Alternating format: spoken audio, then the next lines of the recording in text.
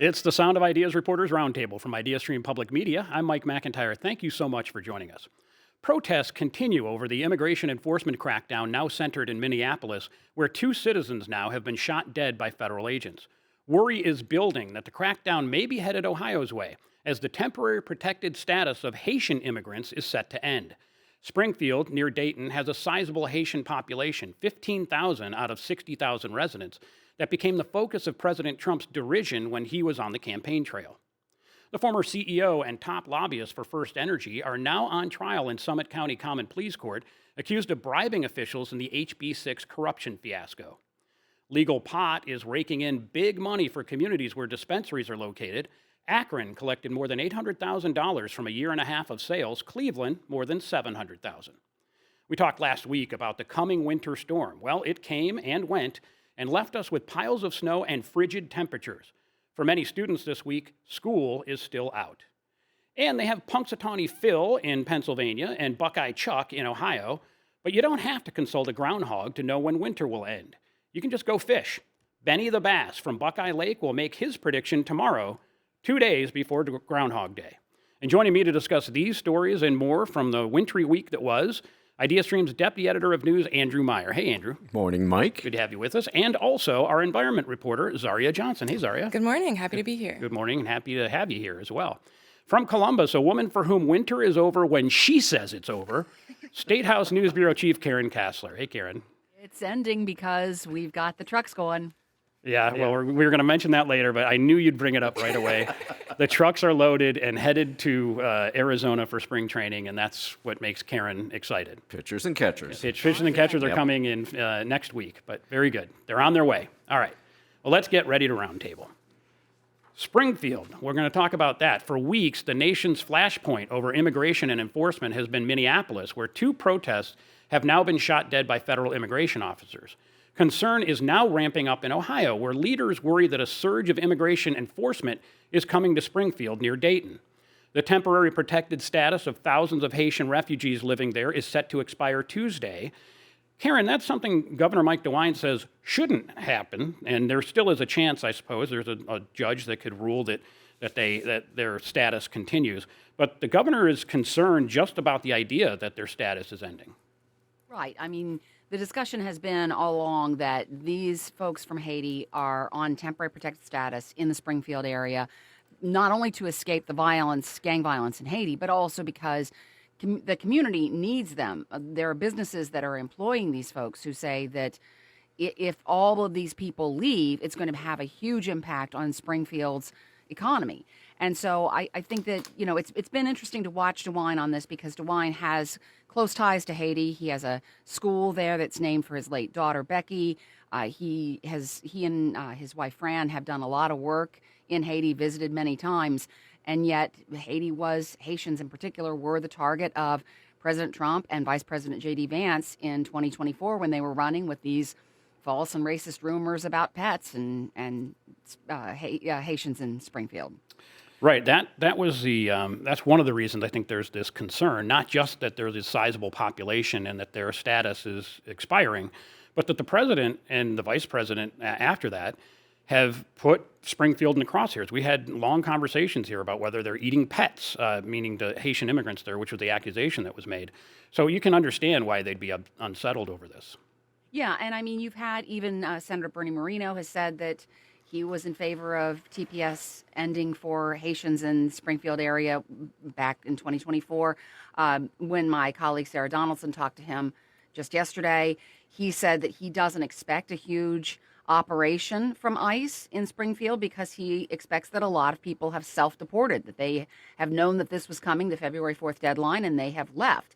And I think we would have heard about that. I mean, there's no real evidence that that's happened, but that's what he thinks could potentially be the case, that we won't see this big influx of ICE agents coming to enforce immigration laws and as the TPS expires. I guess we'll see what the impact of that is, though, because the governor and the locals in Springfield have said that the Haitian population there is important for the community. They're working in the community. In fact, they were sought to come in and staff a whole bunch of jobs. If they've self-deported, we're going to see a big gap, aren't we? Right, and that's the question here. If indeed there have been so many deportations that there wouldn't need to be an ICE presence there, that would seem like something that our station in Springfield, WYSO, it's actually Yellow Springs, but still, they're covering that area. They would have noticed, and community leaders would have talked about the jobs that were open and the economic impact of an influx or an outflux, I guess, of so many people. So this will be interesting to watch. I know that there's been a lot of preparation. The state has been preparing, the community, the schools have all been preparing for a potential influx of ICE agents. And so we'll see if that actually happens. Zaria, how have they been preparing? Yeah, so local advocates have basically said that you'd have to be living under a rock to not know that ICE is coming to Springfield at this point, especially considering the temporary protective status is ending in a couple days. So they've been, over the weekend at least, gathering at local churches to engage in some training strategies to ensure that they're peaceful and they're able to de-escalate any sort of situations that might arise with law enforcement. They're calling these rapid response training strategies in particular, just to make sure that they're able to keep themselves safe regardless of how things turn out in Springfield. And to be clear, it's not training about how to break the law. About it's essentially saying, here are your rights. Yeah. And one of your rights is a First Amendment right to protest, but don't interfere or don't put yourself in a situation. But yes, you can be vocal and Right. and when you're in your own home, here are the rules in terms of you don't have to speak. You have a right to remain silent. There's all these kinds of things that they've been putting out. But I've heard then criticism. It's like, oh, you're trying to tell people how they can subvert the government illegally. And what these folks are saying is, no, these are the legal parameters that you can follow. Yeah, I think you said it best, Mike. These are rights that people have, and these are things that they're allowed to do legally, but there are ways to go about it and to ensure that things don't get worse or things you don't start committing crimes when things escalate, or you can't be accused of committing crimes if things escalate. And so they're kind of taking a path to ensure that if you're going to do this, you're doing it safely and you're doing it in a way that is within the law at this point. Andrew, Governor DeWine had a meeting this week with the editorial board of the Plain Dealer and Cleveland.com. It's an annual thing, and they basically talk about all kinds of policy and other issues. This came up, and the governor said he doesn't expect there to be the kind of problem you saw in Minneapolis. Why so? Well, one thing he said is he expects that any law enforcement that's coming from federal agencies to follow exactly the same rules that are in place for all law enforcement in Ohio. Now, that's what he expects. But he also said that while it's not clear when they could come or if they could come, because there is still a federal case that could block federal agents from coming in, he says that if they are going to come, he expects to get some notice. May not be a whole lot of notice, may be very short, but he is going to get a heads up, he says, if Homeland Security ends up sending in agents. We had on our air yesterday Max Miller, the representative, and he said he has faith in Governor DeWine that this is going to be different. What he framed it as is that in Minneapolis you have a governor and a mayor who are being vocal and anti-immigration enforcement, in his view. And here you won't have that kind of rhetoric, and he says that will make things safer. And we have a comment from Lynn, who says it's nice that Representative Miller and Governor DeWine think that ICE will behave differently in Ohio. They have no control over ICE's actions or behavior, and it is very clear that ICE is behaving as any mercenary army will behave, and that's Lynn's point of view. One thing that stood out to me from the governor's interaction with the editorial board over at Cleveland.com was he was asked if he's worried that Springfield could turn into a new Minneapolis, and he said, yes, he's worried about that. So there is worry. By the way, if you would like to weigh in like Lynn did, you can send us an email, soi@ideastream.org. Again, it's soi@ideastream.org, and I'll be checking those throughout the program for your points of view as well. Groups showing support for protesters in Minneapolis, Andrew, renewed their efforts this week after the shooting death of Alex Preddy. He was a critical care nurse in Minneapolis last weekend. People saw that unfold on their television screens. There's a lot of outrage over that. But we're seeing, even in these temperatures in Cleveland and Minneapolis and throughout the country, protests. A few hundred people took to the streets on Tuesday, despite the frigid cold, despite the snow squall that we had that moved through, to show their anger over what was happening, what has been happening most recently in Minneapolis. And they're saying it's not just going to be the end of it. More action is planned for today as well. Yeah, 2 o'clock today, Gabriel Kramer reports there's another protest that's planned. He also had another story today, or in that story today, Zaria, mentioning that there are local businesses, small businesses, that plan to participate in a national strike. What about that? What are they hoping to accomplish by doing so? Yeah, so organizers of these strikes want people to skip work, school today, and to avoid buying any goods or services. They're basically saying that this will send a message to the Trump administration and any big businesses that support the Trump administration that they don't stand for what's happening in Minneapolis, and they don't stand for what could potentially be happening in Springfield or anywhere else. So there are some local businesses that are closed today in solidarity. One of them is Algebra Tea House in University Circle, but there are others that are sort of taking a different approach. Warts and Wards is a holistic wellness shop in Ohio City.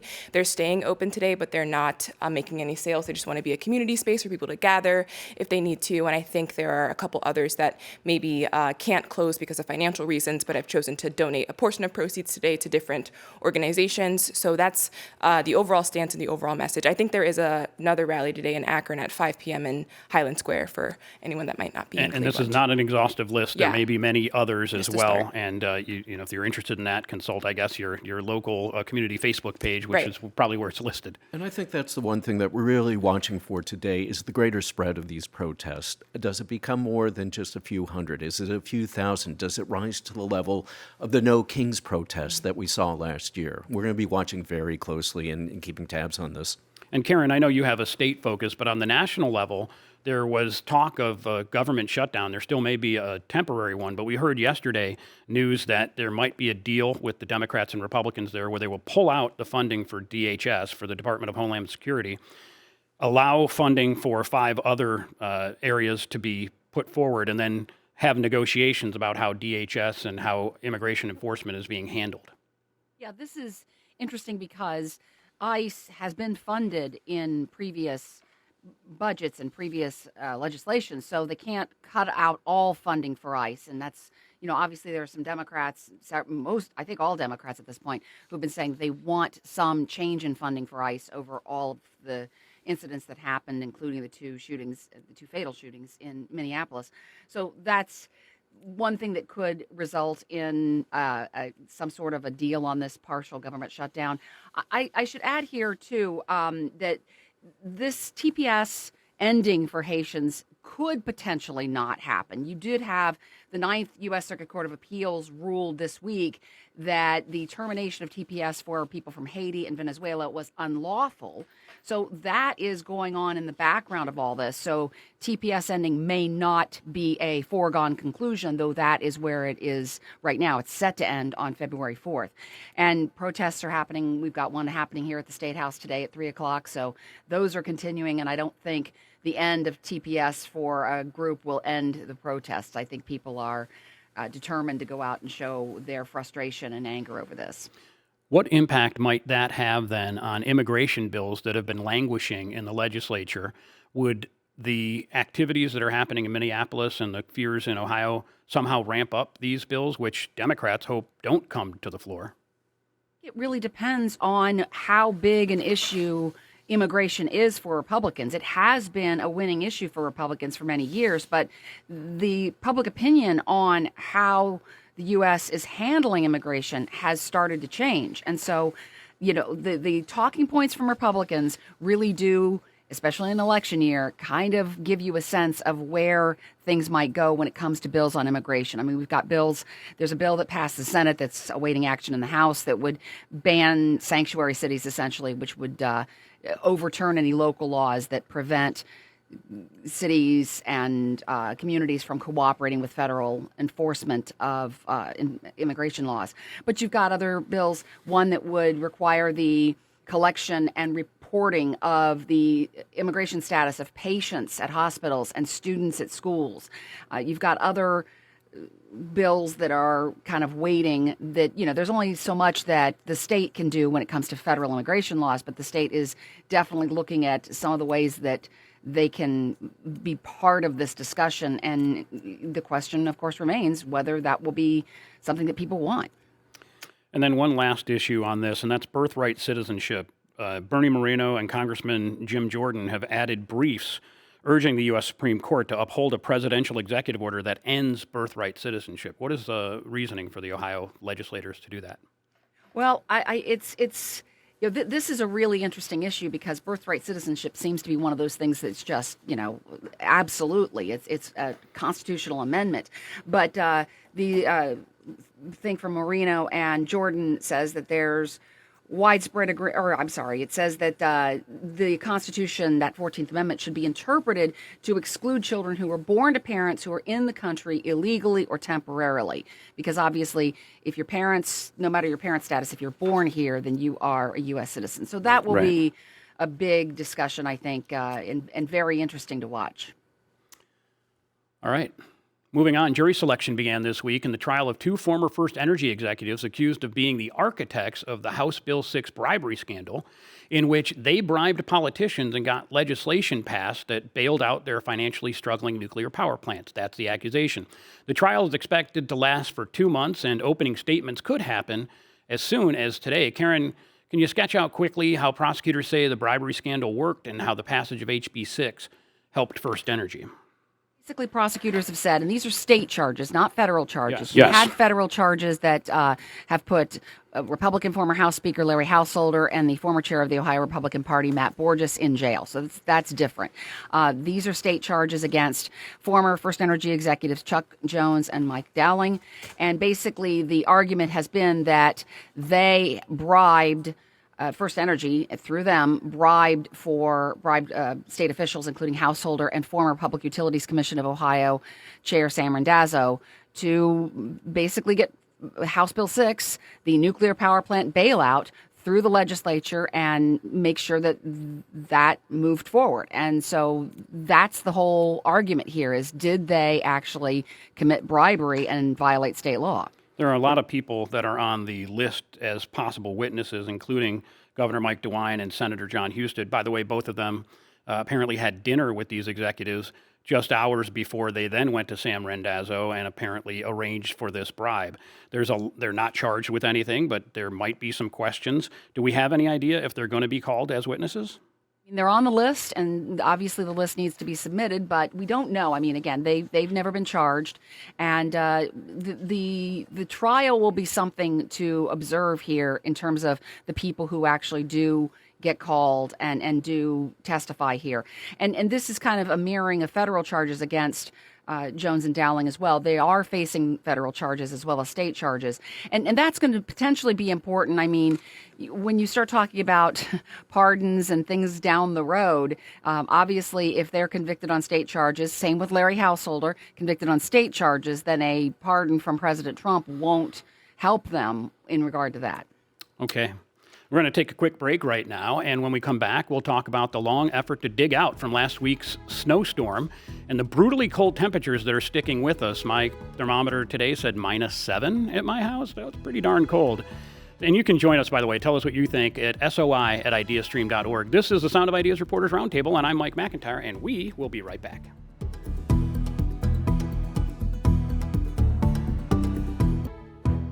You are back with the Sound of Ideas Reporters Roundtable from IdeaStream Public Media. I'm Mike McIntyre, along with Zaria Johnson and Andrew Meyer from IdeaStream, and State House News Bureau Chief Karen Kassler is with us in the state capitol in Columbus. A note before we get back to the roundtable, take your IdeaStream news quiz this morning. It publishes every Friday.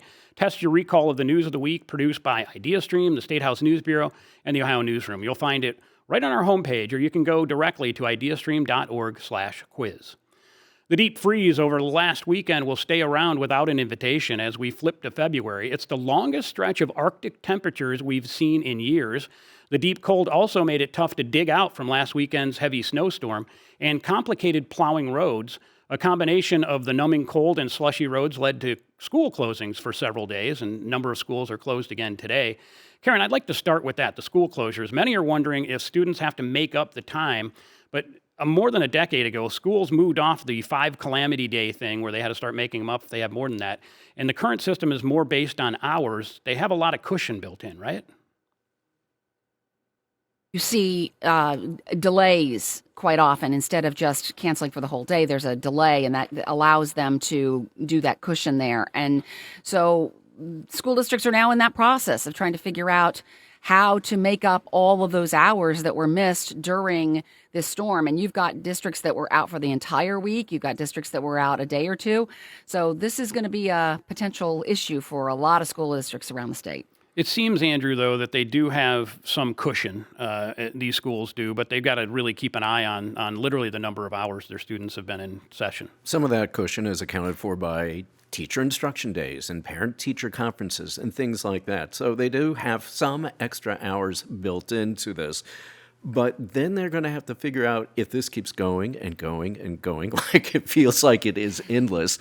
What are they going to do? How are they going to make it up? There are some allowances. They can go back to the state and say, can we get a special dispensation? But ultimately, some school districts may be told, yeah, you're just going to have to go a little bit later into the summer to make up for it. Yeah, one of those school districts, Bay Village, I'm sure the students wake up every morning and go, boo, because Yeah, they're miserable. They want the to be in school so superintendent's like, bad. look, it's just cold, and it's not, I mean, the wind chill this afternoon is going to be nasty, but the wind was okay this morning. It's very low temperatures. I mentioned -7 where I was. Where were you? What was it where you were, Andrew? Minus 11. Minus 11. Oh, God. And you probably didn't even check. No, Smart. I don't want to. Good. I am wearing long johns, by the way, once again. But given that it's a cold temperature, you might think, okay, they're going to cancel school today, and they did not. Yeah, the superintendent basically said that he's going to try to push to keep the schools open, the buildings open in most weather, unless there's an official weather advisory or conditions that present a major safety risk. He's concerned, like Andrew said, about potentially having to extend the school year into the summer or move to online classes if these weather conditions continue and if it's moving toward a situation where they're going to have to close the school buildings during the year. And that's a question that David in Cleveland Heights had. He said, I wonder if schools have made progress in getting students connected to the internet enough to change to online school for a week instead of just closing, as was figured out during COVID. And that has been an issue that people have said to schools, why don't you just move to online? Because there are some limitations, evidently, when it comes to that, as put in place by the legislature, where you can have up to 3 days of online learning, but you have to have presented a plan for that, and you're limited to just 3 days. So even if you shift to remote learning on school days that are where there's no school because it's too cold or too snowy, there's still limits you're going to be running up against. And Karen, the weather impacted the State House planned sessions there. I don't think they have to make up anything. They essentially work when they want to, don't they? I mean, they're in charge. Yeah, exactly. And so we had a Senate session that was supposed to happen, some committees that were supposed to be heard, and it's been really, really quiet around here because they did cancel all those. And so the vacation for lawmakers continues because they've been out since before Christmas. So they were planning on coming back, but that's off for at least a little while. Wait a minute, they wouldn't call it a vacation. You know they're working hard. It's just they aren't in the State House with you. Right. They're at home in their districts doing the work that they are doing during election year, which I imagine is a lot of fundraising. Probably so. That's work, too. Zaria, the sub-freezing temperatures have really put a strain on the electric grid. I know you keep an eye on that. What steps are being taken to keep power available for people? Yeah, so here in Northeast Ohio, we're part of the Pennsylvania, New Jersey, Maryland interconnection, and PJM, they manage the electric grid and the electric market across 13 states. So this week, the U.S. Department of Energy basically said that PJM can permit its fossil fuel plants to exceed air pollution limits regardless of whatever is permitted in their environmental permits or in state law. They're basically saying that this should allow PJM to use every tool in its toolkit to keep the lights on during the storm. But this permission from the Department of Energy ends tomorrow. So at that point, they'll have to figure out what to do next. And how has it worked? Is the grid holding up? Yeah, so far PJM is saying that they have enough power to meet demand. They said they haven't had to even exceed these pollution limits, even though the DOE has allowed it. Instead, they've been asking their generators to put off any sort of non-essential maintenance so that more plants can stay up and running during the cold. And they're also asking large electricity users, like data centers, for example, to switch to backup power in the event of an emergency. Okay. Andrew, the bulk of the snowstorm was done by Monday. It was Sunday that I think I used the snowblower 3 times, and then Monday Only as well. three. Only three. Only three. Yeah, and I used to brag on this show that I had a snowblower and never used it. But it ended Monday. But squalls have been popping up, and that's not something we usually see here. But I got a notice on my phone, and I'm like, what are they talking about? And I had no idea, but 5 miles away on the shoreway, my wife certainly had an idea. There was a squall just coming right into her face as she's driving the car. And I was actually heading up Route 8 from Akron at that time and was almost to the Hudson exit when I looked up and saw, that looks like some bad weather ahead and traffic ground to a halt. So I was able to get off the highway before that. But then, about 5 minutes later, my phone started going off. Thanks for the warning. But evidently, a snow squall warning can be issued at any time. But the powers that be that send those alerts out to your phone can really make the determination, is this the perfect storm? And part of that is aligning with, hey, is it rush hour? Yeah. Do we really need to get it out there? In this case, it was. They sure did. And Yep. good on you by getting out of danger before even getting the warning. Karen, let me talk about the snow plows. We're talking later about how to predict the end of winter and whether spring is coming, and there's a groundhog you can do it with, and we're going to tell you about a fish you can do it with. One of my thoughts is if drivers hit snow plows 50 times in a year, we're going to have a long winter, and we're almost there. Yeah, it's been a bad winter for snowplow drivers because they're on the road at the same time drivers are on the road. And we've heard the warnings many, many times that you won't win in a battle with a snowplow or anything like that. But yet we've had 34, I think, crashes with snowplows as of before this storm. So I haven't checked with ODOT on the latest numbers, but you can almost guess that there might be more now because they've been out so frequently in the last week. Yeah, indeed. And so be careful, right? It's on Waze now. You can see where they are on your Waze app. Stay away from these snow plows if you can, please. And I know you can.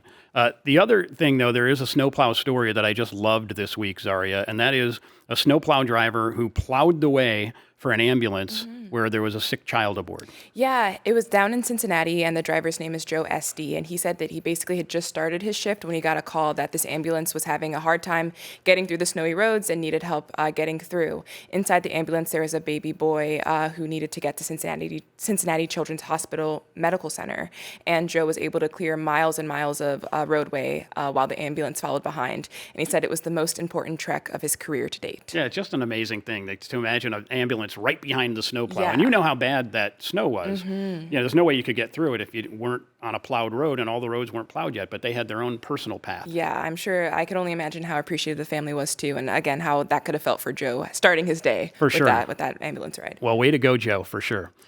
During this cold weather, owners have been warned in several Ohio counties, including Summit and Cuyahoga, to bring your animals indoors. Cuyahoga County's prosecutor has formed a specialized unit to deal with that and other kinds of animal cruelty. And Andrew, this unit is within the prosecutor's office. Who's on it, and why did it need to be developed? Well, they have an assistant prosecuting attorney that they've assigned to it, also a retired Cleveland police detective, and I think this is great that they are putting the resources here, but it's also really sad that things have gotten to the point where they need to create this specialized unit. Yeah, and why is that then, Zaria? Apparently people are being meaner to pets? Yeah, they're saying that the number of people charged with animal cruelty has almost doubled in recent years across the county. The county said the trend began to increase in 2022.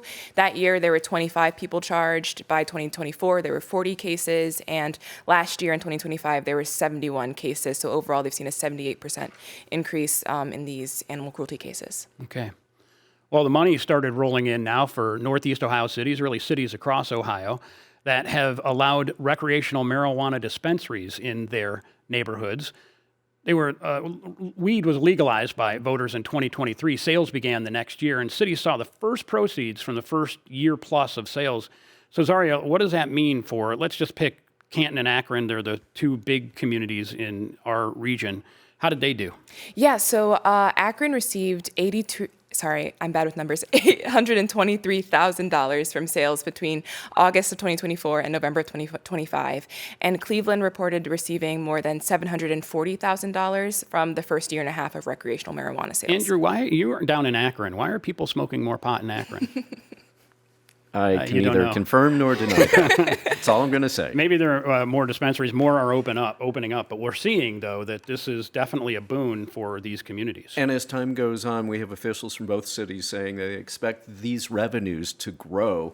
I think probably the biggest complicator is going to be driven by local opposition to new dispensaries, new recreational sales points opening up. We saw a little bit of that this week in Akron Council, where there were proposals on the west side to open a couple of new dispensaries. One was okayed, one is still being considered. They had a special meeting yesterday about that.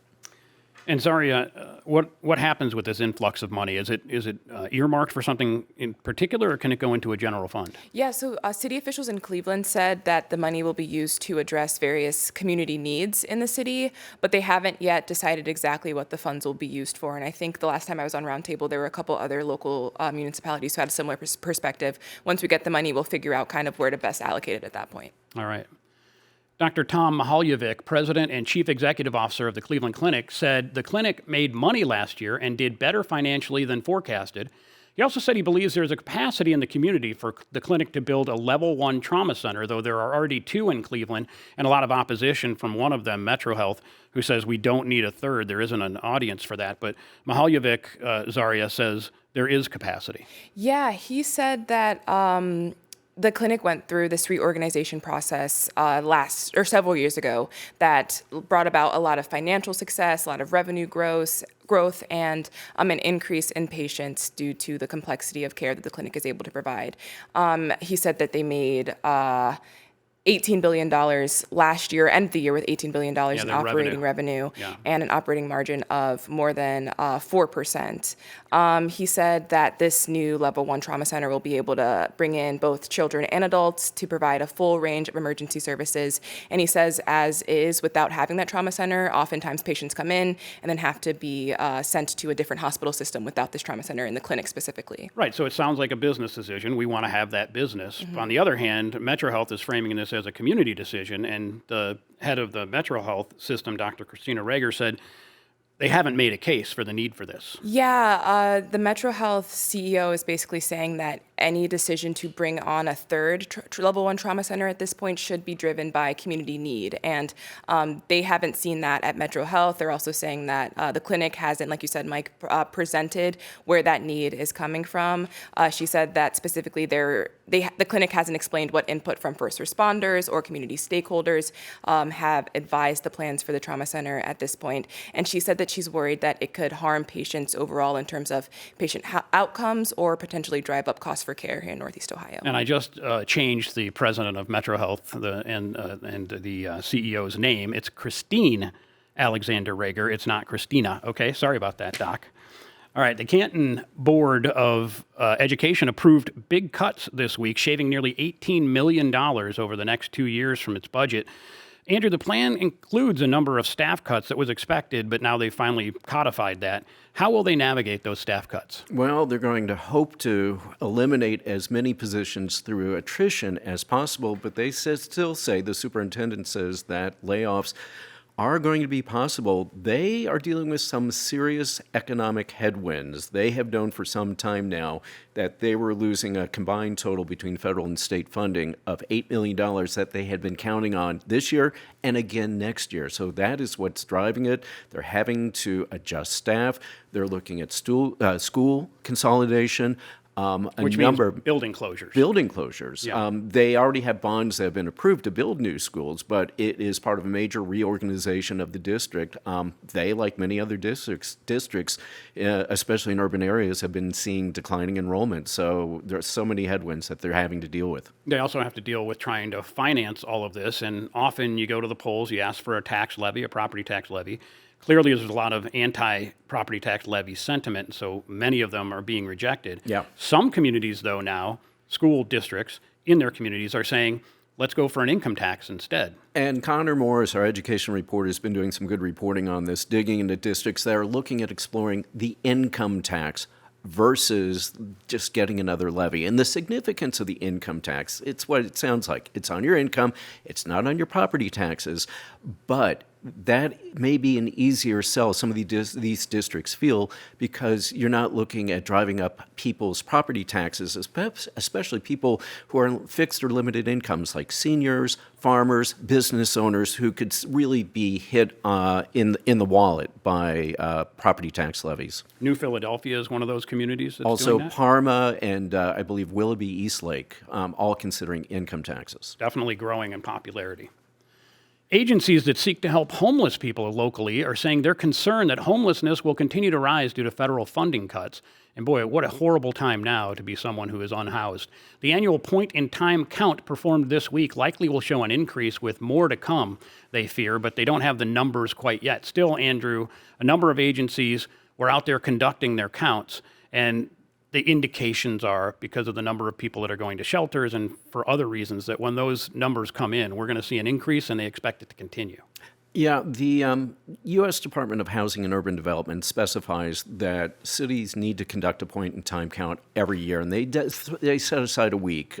Usually it's around this time of year to go out and get a sense of what the population of those who are challenged with no housing, what it is. Summit was able to conduct theirs this week. We checked in with Wayne County. They are putting theirs off for a week because of the extreme weather. But in each case, the advocates that we spoke with said that anecdotally, at least at this point, in Wayne and what they were seeing on the ground initially in Summit is an increase in the number of people who are unhoused. And they're worried that with this budget cut, they won't be able to do the kind of outreach that's necessary. Because of the reduction of funding for transitional housing, they feel that it is only going to make a dire situation worse. Well, we'll keep an eye on that situation. And again, what a horrible time to not have shelter. This week marked the 40th anniversary of the Challenger explosion, January 28, 1986. Where were you? I was in the newsroom of the BG News at Bowling Green State University, dispatching reporters and monitoring AP as we produced a newspaper with student reaction and comments from U.S. Senator and former NASA astronaut John Glenn. It was a seminal moment in my career, and I was just a college junior at that time. Everyone has a story about where they were when the Challenger exploded. All 7 crew members were killed, including the first teacher to go into space. One of the crew members was astronaut Judith Resnick of Akron, the second woman ever in space. And this June, author Marlene Targ Brill is releasing a new book about Resnick's life and legacy. And Andrew, what inspired her, Judith Resnick, who we honor today, we honor this week, what inspired her to become an astronaut? Would you believe it was not any one thing? It was not. She was not a kid who said, "When I grow up, I want to be an astronaut." But she had great mentors in her life. She was a smart kid in school, but a smart kid who also just wanted to be a regular kid. I will even throw in one of the inspirations for her was Nichelle Nichols. There was a movement at Trek? the time, Star Trek, Yeah. Lieutenant Uhuru. There was a movement at the time by NASA to bring in the first class of women astronauts. And Judith Resnick was interested in that. And from what I have read, looking back through some of the old documents on NASA and other historical websites this morning, is that Nichelle Nichols actually actively recruited Judith Resnick. So a whole host cool. of factors that brought Judith Resnick into the astronaut corps. And another thing I learned is we all know her, I think, associated with the Challenger disaster, but she actually was on a previous mission on Discovery. So she And did went make into it into orbit. space. That made it into orbit, yeah. Yeah. And how are they honoring her? There's so many vestiges that pay tribute to her. There's the book that we're talking about, of course, that's coming out. There's a scholarship at the Akron Community Foundation that's named in her honor. Also, one of the elementary schools was renamed the Resnick Community Learning Center, CLC, in Akron. So she is remembered. She is very much remembered here in Northeast Ohio. The book, Judith Resnick, Unsung Astronaut, is set for release in June, and we'll have Kabir Bhatia's conversation with the author right here on The Sound of Ideas on Tuesday, February 3rd. Time now to take another quick break, and when we return, if you think the weather predictions from Punxsutawney Phil and Ohio's Buckeye Chuck are a little fishy on Groundhog Day, wait till you meet Benny the Bass. This is the Sound of Ideas Reporters Roundtable. I'm Mike McIntyre, and we will be right back.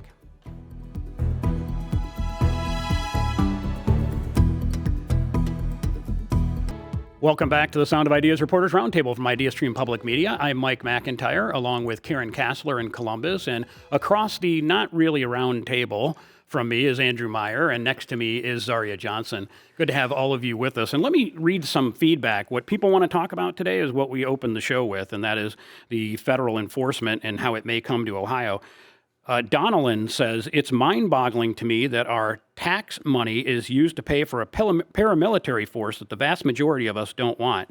Now we're talking about how to deal with the misery they are inflicting on us like it's a natural disaster. I have never felt angrier or more helpless. And that's Donnellan from Massillon's point of view.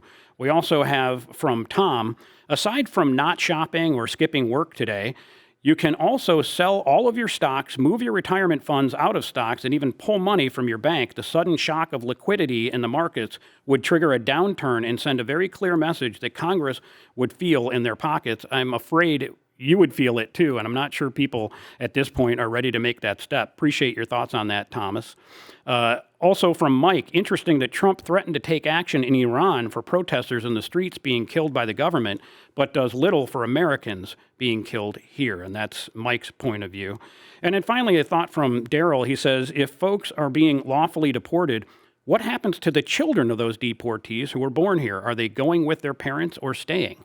I think that needs to be borne out. I know at the moment they're being detained along with parents. There's a big story about a family from Minnesota that's being detained in Texas. But we'll talk more about that and certainly have more of our coverage here from NPR. Now, let's talk about 3 weeks after the Browns fired Kevin Stefanski. The team has its new coach. It's Todd Monken, the offensive coordinator for the Ravens, and reaction has not been what you'd call enthusiastic, which means, Karen, he'll probably be really good then, right? We can only hope. My primary source for Brown's expertise is my son. And I texted him right after this happened, and he responded by saying, possibly the worst pick possible. So the hopes are not high, I guess, is what I'm saying. So I thought your primary source was Carmen Angelo from WTAM. Oh, God. No. That's a whole other topic. Apparently not. But yeah, I mean, it looks like fans are really frustrated, and now you have potentially defensive coordinator Jim Schwartz leaving, and that is frustrating to fans as well. So it's just another day in Brown's world. Well, they had a bunch of guys that were proven coaches or the up-and-coming whiz kids. Many of them pulled out. Whether that was because they knew they wouldn't get the job or they were like, this isn't for me.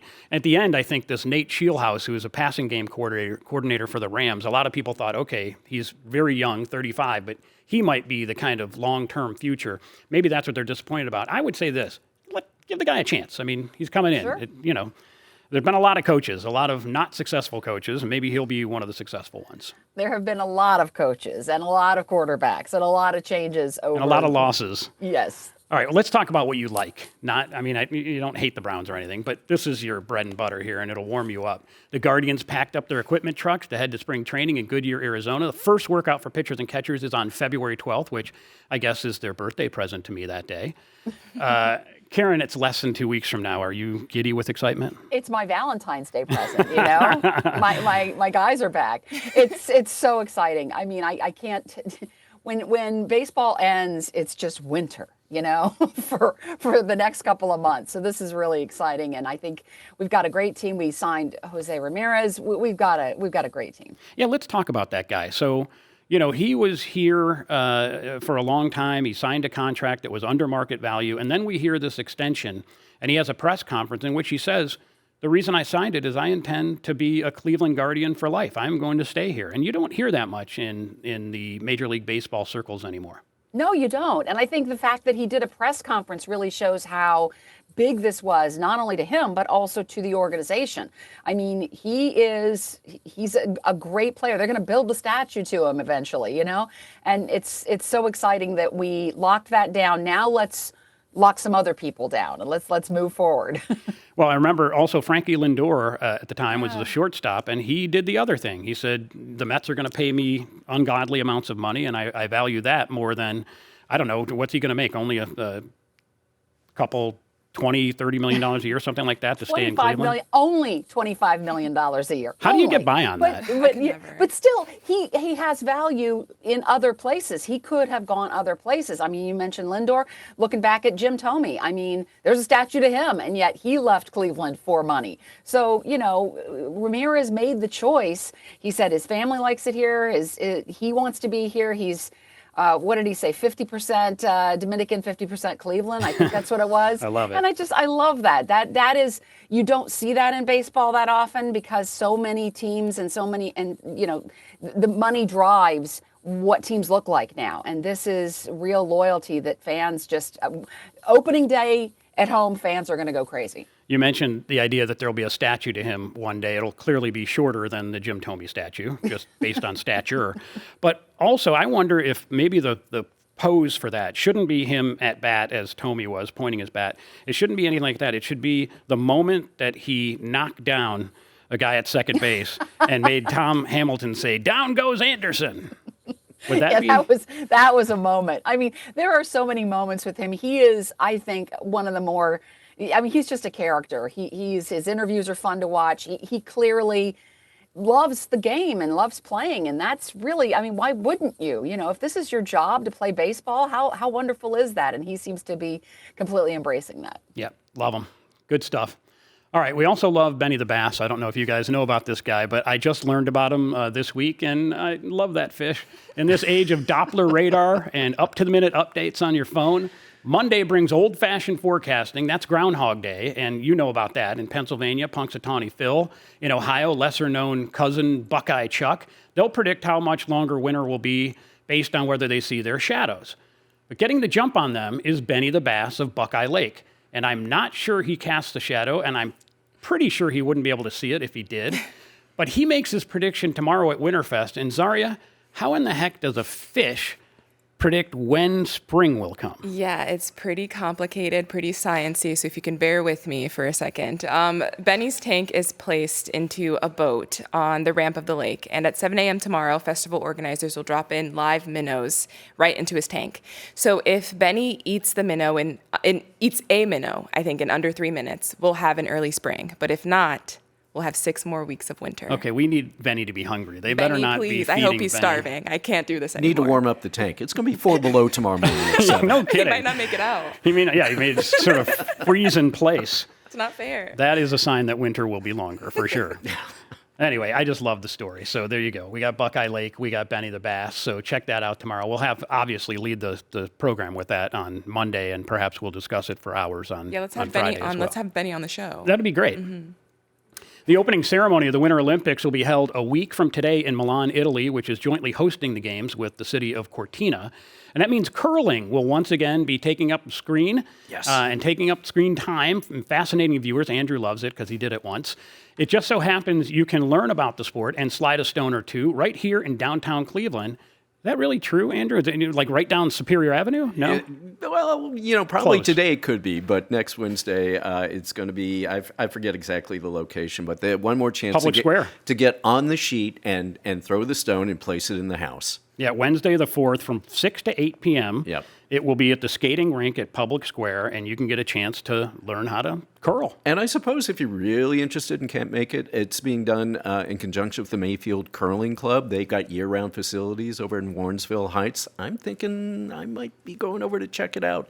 It's a great sport. It is a sport. We were debating this in the newsroom, but It is a it's sport. also a very social sport. Yeah, it's like bowling, though. You could do it with a beer. And you're encouraged to. Yeah, and unless you're doing the sweepy thing. Well, With the broom? You just got to put the broom down for a Okay, moment. fair. Zaria, we actually have Northeast Ohioans to root for in the Olympic curling event. Who's that? Ben Richardson. His parents are from Miami, Florida. He was born in Miami, Florida, but he's a graduate from Cleveland Institute of Music and is an accomplished cellist. He's on social media. You can find him at Curling Cello Guy. He posts a lot about, very fitting. He posts a lot about curling. He posts a lot about fitness, and he posts a lot about the cello. All right. Our colleagues at WKYC, the local NBC affiliate and home of the Olympics, has compiled a list of Northeast Ohioans competing in Milan. So you can check that out besides Richardson, all the folks that are going to be there. And guys, thanks so much for being with us today. Appreciate you, Zaria, and Andrew as well. And Karen, thanks for going through those technical difficulties with us earlier and hanging in there. It's live radio. What do It you is. want? That's what it is.